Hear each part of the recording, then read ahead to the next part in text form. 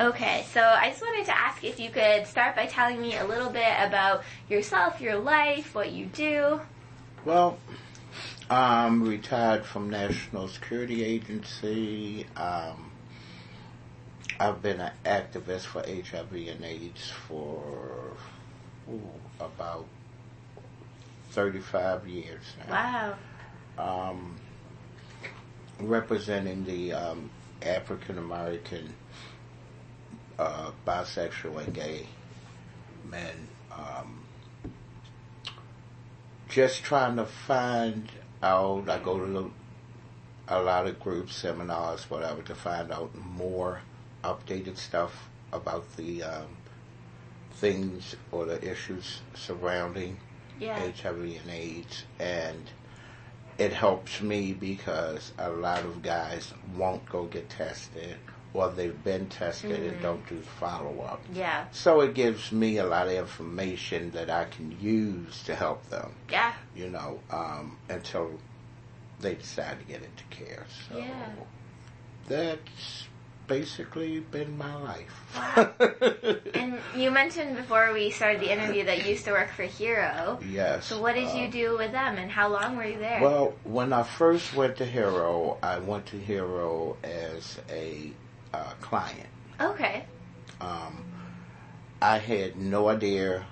I had been diagnosed with HIV since 1984. Okay. All right, but I had not been. I was going to clinics but I hadn't really found an organization. I didn't know about organizations that could help you, and I heard about Hero on the TV one day, and I just decided, oh, that's close to me. Let me go. Yeah. And again, I got there, and after I got helped, I started advocating for other people, and so they hired me as a peer advocate / life skills counselor / anything that I could do. And I've just enjoyed it. Then with Hopkins, I joined a few of their cabs for the studies. I joined this cab across the street who monitors the studies and things. So that's great. Yeah, so it's just been a dedication of my life. Yeah. You know, because I see people who had HIV at the time I had it, and AZT first came out and people were dying. Well, I never took medication. Really? Ever. I'd always been undetected. And October of last year, I decided, well, I'm not going to wait for something to go wrong. Even though I'm okay, I'm going to start the medication now because that can only help instead of making things worse.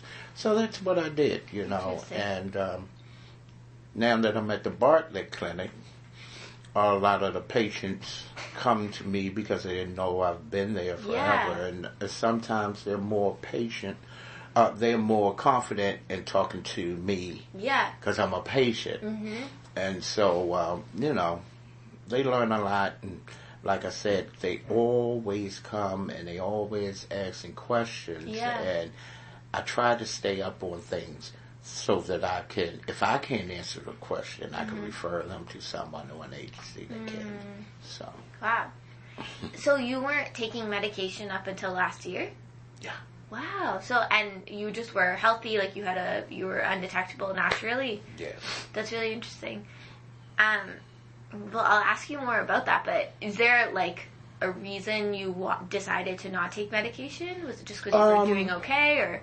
Well, when I first got diagnosed, I had made up in my mind that, you know, it wasn't a shock to me because of my lifestyle. And my thing was, okay, so what do we do about this? And how can I help somebody else that's being diagnosed and may not take it as well as me? And, of course, my doctor was just in great awe. He was like, you're not the least upset? No, it's just mindset. Okay, I have it. I can't get rid of it. It's going to be there. So how do we deal with it? And I just got so into it that I really wasn't concentrating on the medication. My doctor told me about it. He didn't push it. He left it up to me. Okay. And, so I didn't see the need for it. Yeah. But you were still seeing a doctor. You yeah. just weren't taking I medicine. was in care, Yeah. That's really cool. And you're feeling healthy and doing well nowadays? Yes. That's great. Yes. And it's just been a great life. And, I know a lot of people have the stigma of it's a death sentence. And I tried to tell them my story, how long I've been positive, when I started taking medicine. Yeah. And so if I can beat this thing since 84, and now they have all the modern technology and medications now, and it's it's not a death sentence. Yeah. Just think of it as a cold you can't get rid of. Just take your medicine. Yeah, it's a good analogy. And how did you get involved in the activism work? Because it sounds like you've been doing that just as long as you've been living with HIV. Well, I know they do a lot of outreach, and I know they go to a lot of places, but I started because I would go into the parks where people slept, the homeless, shelters, and eat with them and everything, and I'm just spark up conversation. Yeah. No. And it's like, hey, not getting in your business, but if you're HIV positive, I know a great place that really can get you connected, get your health care going. Yeah. And it's confidential. Nobody will ever know. And it was amazing because I thought a lot of people wouldn't accept. But because I was in the same place as they were, and I was sitting down beside them, eating with them, and everything. So it brought a lot of people to Hero. And so I said, well, you know what? Let me go into places that they can't get to. Mm-hmm.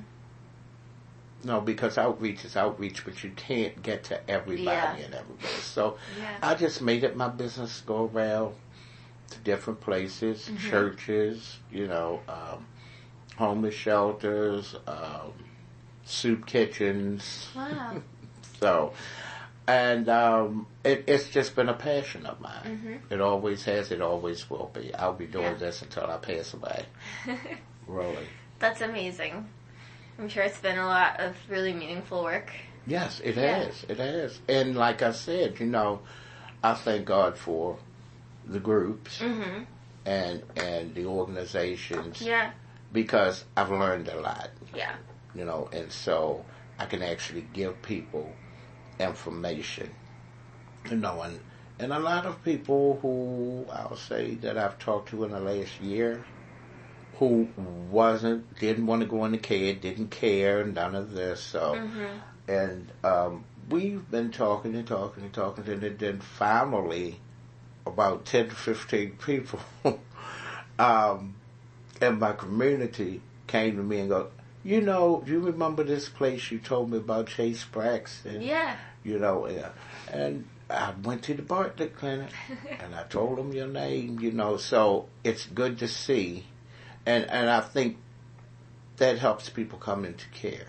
When you've got, it's, I know when I first got diagnosed and I was talking to my doctor, well, he had been my doctor for a while, so we were very close up, but I've heard people talk. I don't want to go sit and tell a stranger my business, and so, okay, well, let's talk then. And then we would start talking, and then I'd give them some information and tell them, well, you know what? Okay, if you don't want to go to your private doctor, then why don't you consider going to one of the agencies? Yeah. One of the hospital's clinics. Fresh start. The person doesn't know you, you don't know the person, and you'll be more free Mm-hmm.